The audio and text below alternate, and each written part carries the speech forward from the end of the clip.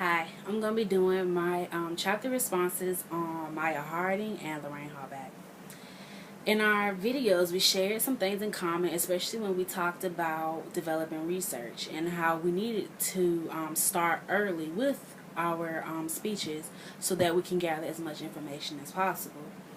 We also talked about the different types of sources used in gathering research. Personally, I use the internet and the library because you can never go wrong with those two resources. And we also talked about making sure that our information is accurate, can be supported, and up to date. And using the internet, we use the correct URLs. I personally didn't know that there were that many URLs and that we had to make sure that we're using the right ones when gathering information. My question to you girls for chapter 8 is, what types of resources do you use in your research?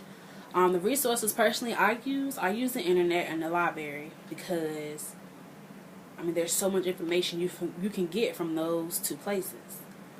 For chapter 9, we discussed organizing and outlining our speeches. We talked about the points that we needed to have in our speeches and how to have a parallel structure and to make the material easy for us, not only us but for our audience to understand. We also talked about making sure that our main points connected because we can't be all over the place with our research, as well as the intro and the conclusion. The intro and conclusion in our speeches are very important because with the introduction, the introduction determines whether or not our speech is going to be entertaining to the audience. We want to make sure that our audience, that our introduction grabs a hold to the audience to keep their focus. And the question for chapter 9 is, how do you guys organize your outlines and speeches? Personally, I write down all my thoughts that I have, then I underline or highlight all of the points that stand out to me, and then I write those into my speeches or essays. In chapter 10, we talked about managing anxiety and delivering our speeches.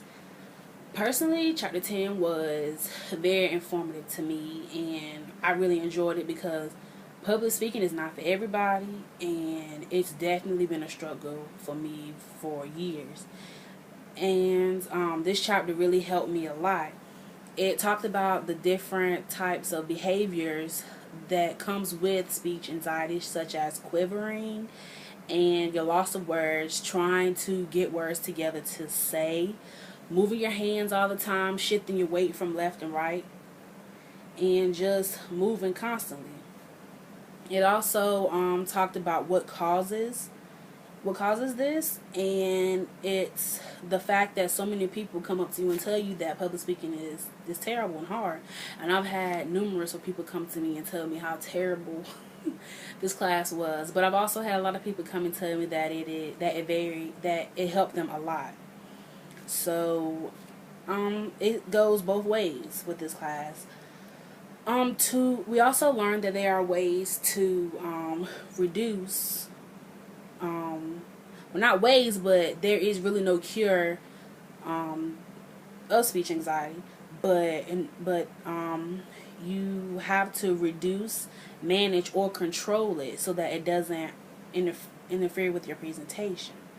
Also, ways to deal with it are to, number one, practice, as well as walk confidently. Because if you're walking towards the podium and you're shaking, nervous, you're going to be nervous when you get up there. But if you walk with your head held high, you have that confidence, and you show your audience that you have confidence and you're comfortable with talking to them. As well as starting when you're ready. Because when you jump into it, you're going to be nervous, you're going to jitter, your words going to be crumbled up, you're going to speak fast, but just take your time. And last but not least, you look at your audience. Make sure that you find similar faces of people that you know or close with, so they can give you that confirmation of confidence. And my question for you guys for chapter 10 is, what are your ways of overcoming anxiety? Me, I don't have any ways, but the only thing I do is pray and give it to God and just take a deep breath. But I want to know what you guys think.